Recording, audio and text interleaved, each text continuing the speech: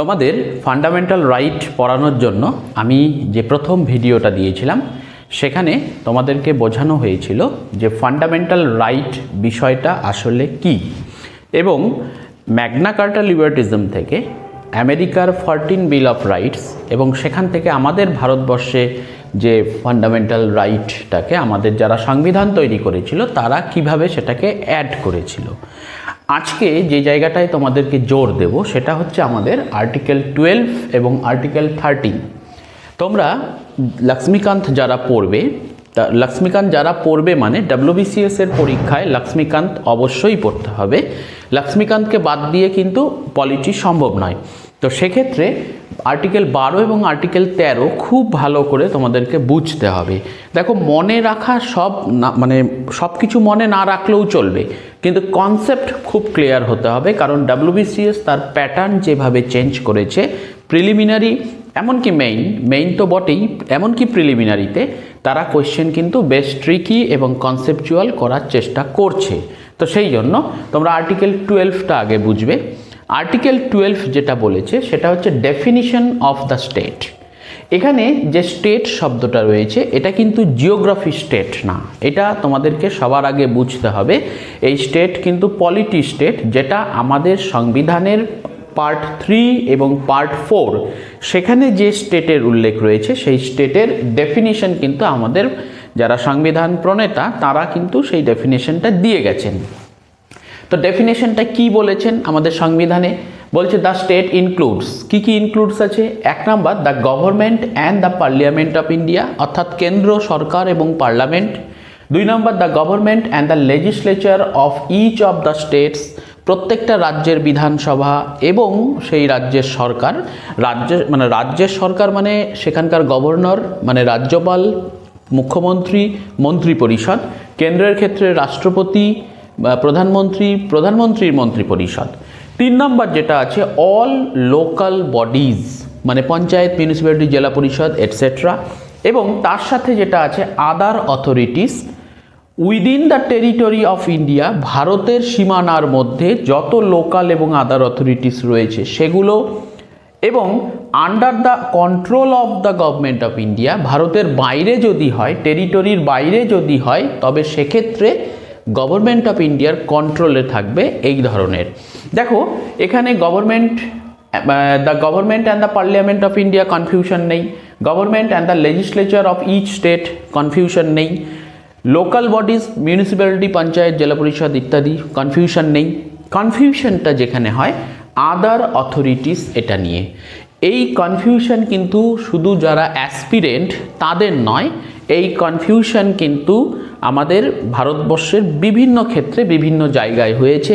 এখানে সুপ্রিম কোর্টকে কিন্তু হস্তক্ষেপ করতে হয়েছিল এবং বিভিন্ন মামলা হয়েছিল। প্রথম মামলা শুরু হয়েছিল ইউনিভার্সিটি অফ মাদ্রাজকে নিয়ে, তারপর ONGC থেকে শুরু করে বিভিন্ন রাষ্ট্রায়ত্ত সংস্থা, বিভিন্ন ক্ষেত্রে কিন্তু এই প্রবলেমটা তৈরি হয়েছিল। এবং এই ক্ষেত্রে সর্বশেষ এবং সর্বজন গ্রাহ্য একটা সিদ্ধান্ত সুপ্রিম কোর্টের মাধ্যমে আসে, সেটা হচ্ছে অজয় হাসিয়া ভার্সেস খালিদ মুজিব মামলা। সেই মামলার ক্ষেত্রে সুপ্রিম কোর্ট 6টা প্যারামিটার ঠিক করে দেয় এবং সেই 6টা প্যারামিটার অনুযায়ী আদার অথরিটিসকে বোঝানো হয়। তোমরা নর্মালি এই 6টা প্যারামিটার দরকার নেই, তোমরা শুধু মনে রাখবে যে গভর্নমেন্টের সঙ্গে যুক্ত কোনো সংস্থা, সেটা সরকারি হতে পারে, বেসরকারি হতে পারে, যদি সেটার ধরো শেয়ার পুরোপুরি গভর্নমেন্টের থাকে, কিংবা ধরো সেটার ফাইন্যান্সিয়াল অ্যাসিস্ট্যান্ট গভর্নমেন্ট প্রোভাইড করে থাকে, ম্যানেজমেন্টে গভর্নমেন্ট থাকে এটসেট্রা, এই সমস্ত বিষয় যদি থাকে তাহলে সেটা চলে আসবে আদার অথরিটিসের মধ্যে। আর একটা কনফিউশন থাকে, সেটা হচ্ছে যে সুপ্রিম কোর্ট স্টেট কিনা।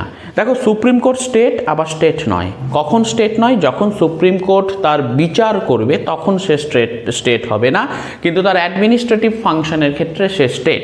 তো বিচারের সময় কেন স্টেট হবে না? কারণ সুপ্রিম কোর্ট হচ্ছে আমাদের সংবিধানের সর্বশেষ ব্যাখ্যা সুপ্রিম কোর্ট দিয়ে থাকে।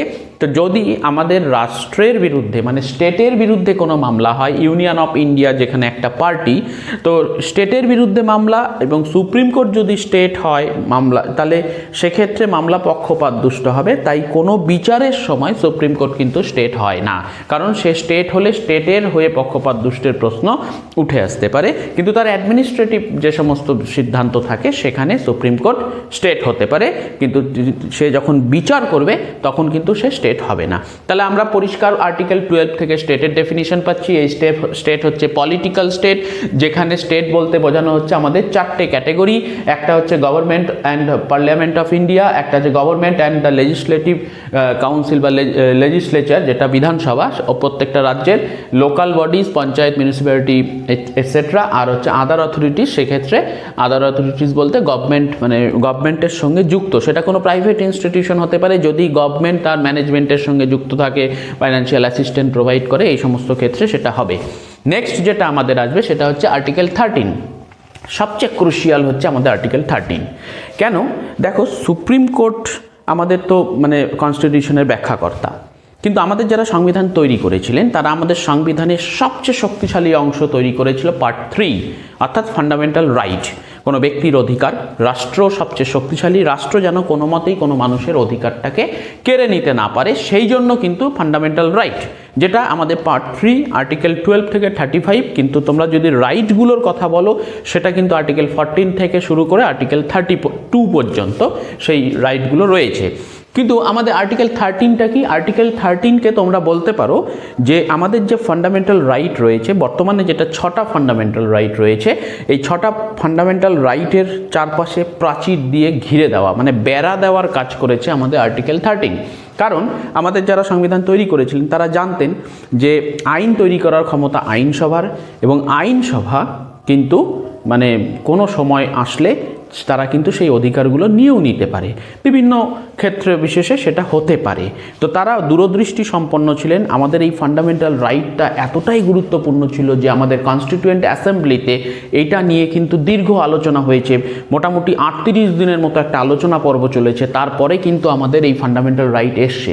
তাই এই ফান্ডামেন্টাল রাইটকে একটা সেফগার্ড দেওয়ার খুব প্রয়োজন ছিল, সেই জন্য কিন্তু আমাদের আর্টিকেল 13, যেটা আমাদের সংবিধানের পার্ট 3কে রক্ষা করে, এটাকে যেন কাটাছেঁড়া না করা যায়। ভাষাটা একটু দেখো, এখানে আমরা আর্টিকেল 13-এ মূলত 3টে মানে এর পার্ট ছিল, তার মধ্যে পরবর্তীকালে চতুর্থ অ্যাড হয়। তো ফার্স্ট ক্লজ যেটা ক্লজ 1, সেখানে বলছে অল লজ। তার আগে একটা কথা বলে রাখি, এর যে আর্টিকেল 13 তোমরা যদি কনস্টিটিউশন দেখো, যেটা গভর্নমেন্ট অফ ইন্ডিয়া পাবলিশ করে, সেখানে এর যে শিরোনামটা রয়েছে laws inconsistent with or in derogation of the fundamental right. মানে এই আর্টিকেল 13-এর মধ্যে যা যা রয়েছে সেগুলো মানে আমাদের মানে যে সমস্ত আইন সরকার তৈরি করবে, মানে স্টেট যে আইনগুলো তৈরি করবে, সেই আইন যেন ফান্ডামেন্টাল রাইটকে অসঙ্গত না করতে পারে কিংবা তাকে খর্ব করতে না পারে, তার জন্য এই আর্টিকেল 13। তাই এর শিরোনামটা হচ্ছে laws inconsistent with or in derogation of the fundamental right, যার ক্লজ 1 কি বলেছে, অল লজ মানে সব আইন in force in the territory of India, ভারতের সীমানার মধ্যে যত আইন রয়েছে, immediately before the commencement of the constitution, যেদিনকে আমাদের সংবিধানকে মানে অ্যাডপ্ট অ্যান্ড ইনঅ্যাক্ট যেটা হয়েছে 1956 26 জানুয়ারি, তার আগে পর্যন্ত আমাদের যত আইন ছিল ভারতের মধ্যে, in so far as they are inconsistent, তারা অপ্রাসঙ্গিক হয়ে যাবে with the provision of this part. Article 13কে মানে তারা অসঙ্গত হবে না, মানে আর্টিকেল 13 ইন দিস পার্ট মানে আর্টিকেল ইন দিস পার্ট মানে পার্ট 3, মানে যেখানে ফান্ডামেন্টাল রাইট রয়েছে, সেই পার্ট 3কে খর্ব করতে পারে এই ধরনের কোনো আইন যদি সংবিধান যেদিনকে কার্যকরী হচ্ছে তার আগে ভারতবর্ষে থেকে থাকে, সেক্ষেত্রে বলছে shall to extent of such inconsistency be void. অর্থাৎ যেদিনকে আমাদের সংবিধান কার্যকরী হয়ে গেল 26 জানুয়ারি 1950, তার আগে আমাদের দেশের যে এক্সিস্টিং ল আছে, যদি সেই ল আমাদের ফান্ডামেন্টাল রাইটকে, পার্ট 3-তে থাকা ফান্ডামেন্টাল রাইটকে কোনো রকমভাবে ছোট করে বা গুরুত্ব কমিয়ে দেওয়ার চেষ্টা করে আগের আইনটা, তাহলে সেই আইনটা বাতিল হয়ে যাবে। ভয়েড মানে বাতিল, শূন্য। 2 নম্বর কি বলেছে, তাহলে এখানে আর্টিকেল 13 ক্লজ 1 যেটা, এটা প্রি কনস্টিটিউশনাল অ্যাক্ট বা ল। আর্টিকেল 13 ক্লজ 2 এ যেটা আছে সেটা হচ্ছে post constitutional law act etcetera, মানে সংবিধান কার্যকরী হওয়ার পরবর্তীকালে যদি পার্লামেন্ট কোনো আইন তৈরি করে। বলছে দ্য স্টেট, এখানে চলে আসলো স্টেট। স্টেট মানে কি? স্টেট মানে হচ্ছে আর্টিকেল 12 যে স্টেট আছে সেই স্টেট। তো বলছে the state shall not make any law, কোনো আইন তৈরি করতে পারবে না, হুইচ যেটা takes away or abridges the right conferred by this part. কোন পার্ট? এটা পার্ট 3, সেই পার্টের কথাই কিন্তু এখানে বলা হচ্ছে।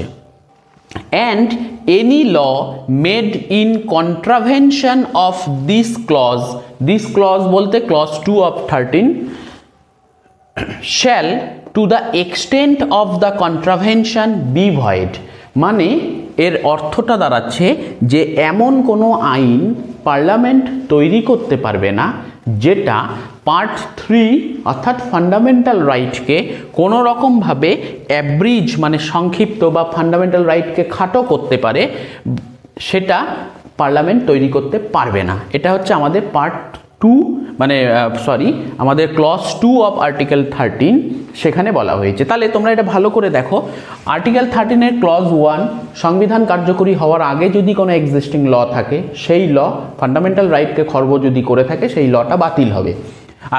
আর এখানে ক্লজ 2 এ কি বলেছে? ক্লজ 2 এ বলেছে যে সংবিধান কার্যকরী হওয়ার পরে মানে 26 জানুয়ারি 1950 অথবা তার পরবর্তীকালে কোনো আইন যদি তৈরি হয় যে আইনটা ফান্ডামেন্টাল রাইটকে কোনো রকমভাবে খর্ব করেছে তাহলে সেই আইনটা বাতিল হবে। এবার আসলো আমাদের ক্লজ 3। ক্লজ 3তে আমাদের এ এবং বি করে দুটো সাব ক্লজ রয়েছে। এখানে কি বলেছে?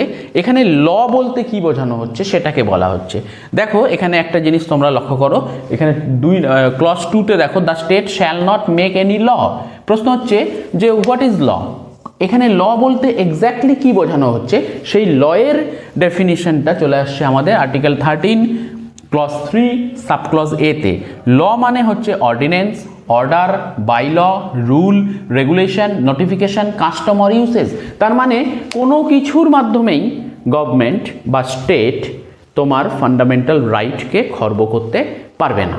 শুধু ল বললে আইনের পরিভাষাতে অনেক কিছুকে মানে আইনের পরিভাষায় কোর্টে আমাদের যে লয়াররা যখন সওয়াল করেন বিভিন্ন বিষয় নিয়ে তারা কিন্তু ওই শব্দের মারপ্যাচগুলোকে খুব গুরুত্ব দিয়ে থাকে।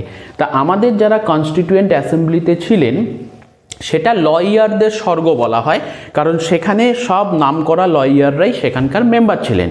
তো আমাদের সংবিধান তৈরি করার সময় সেই জিনিসটার ওপরে খুব গুরুত্ব দেওয়া হয়েছে যে আদালতে লয়াররা কোন কোন জিনিসকে বাইপাস করে সুযোগ সুবিধাগুলোকে অপব্যবহার করতে পারে।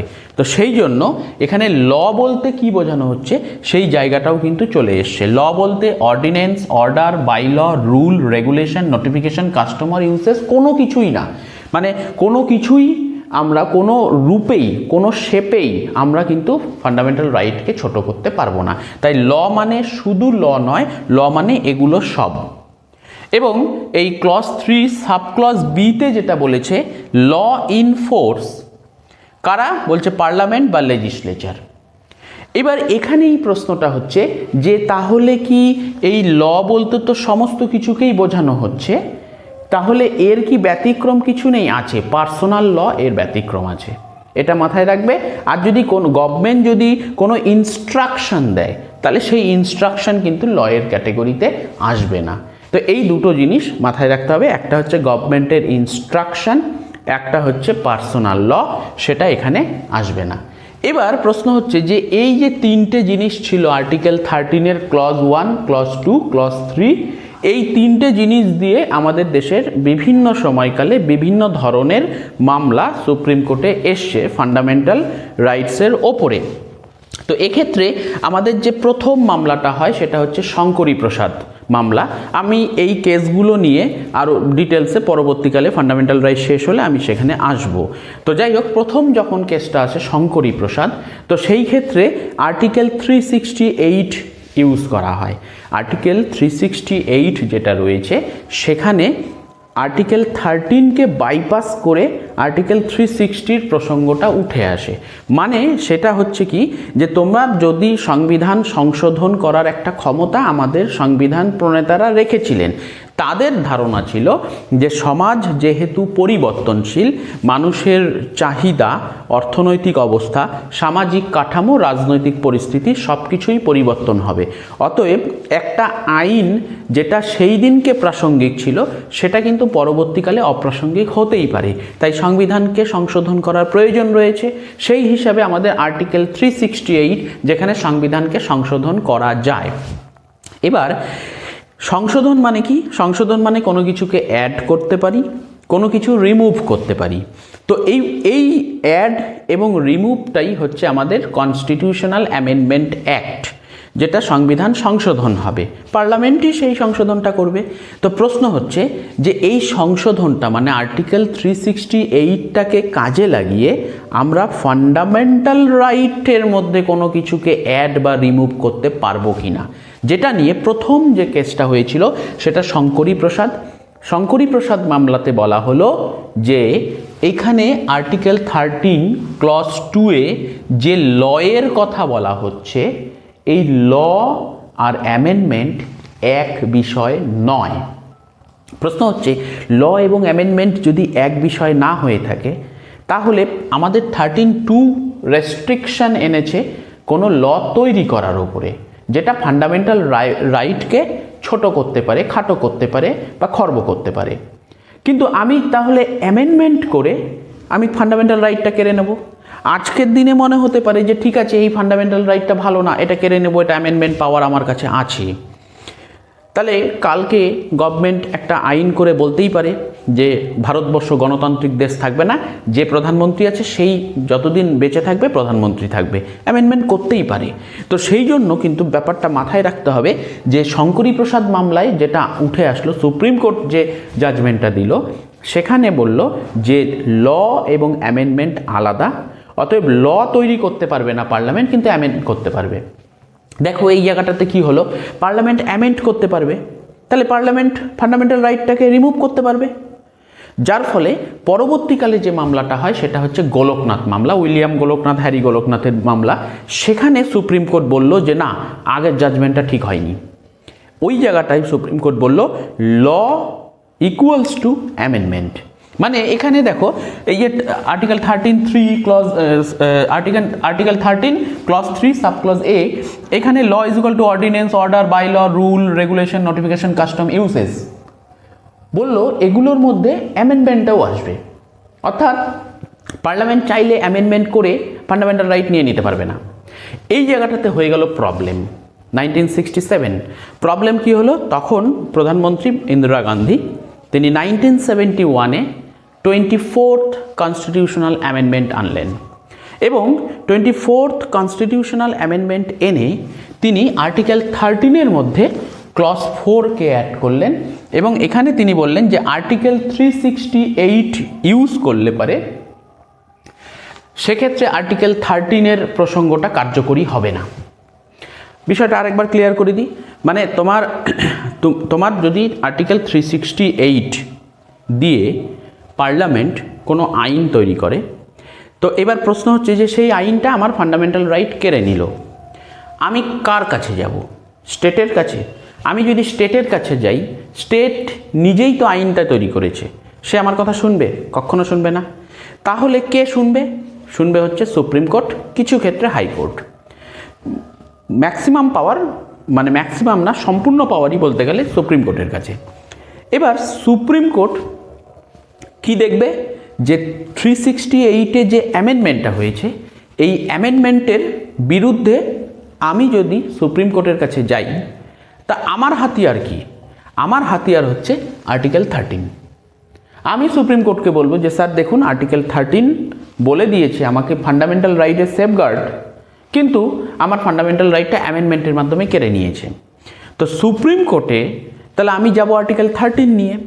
তো এইবার এই জায়গাটাতে আর্টিকেল 13-এর মধ্যে 4 ক্লজ অ্যাড করে দিয়ে 24তম সংবিধান সংশোধনী 1971-এ অ্যাড করে দিয়ে কি করা হলো, বলা হলো যে 368 যদি অ্যাপ্লাই করে পার্লামেন্ট, তাহলে আর্টিকেল 13, এই আর্টিকেল 13কে অস্ত্র করে সুপ্রিম কোর্টে যাওয়া যাবে না।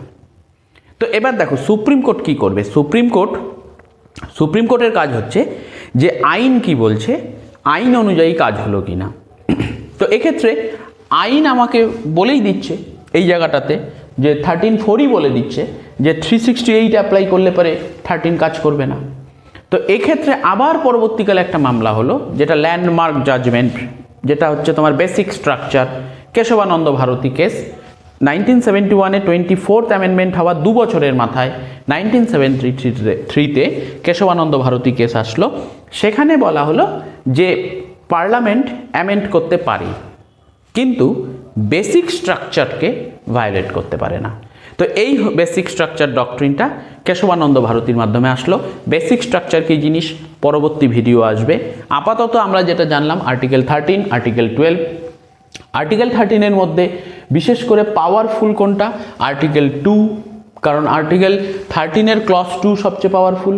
কেন? কারণ এটা হচ্ছে পোস্ট কনস্টিটিউশনাল ল বিষয়ে বলা হয়েছে, এবং এইটাই হচ্ছে আমাদের কাছে হাতিয়ার, যে হাতিয়ারের সাহায্যে আমরা পার্লামেন্টের তৈরি করা কোনো আইন যদি সেটা ফান্ডামেন্টাল রাইটকে ভায়োলেট করে থাকে, সেক্ষেত্রে সুপ্রিম কোর্টের দ্বারস্থ হতে পারি। ভালো থাকবে, টাটা।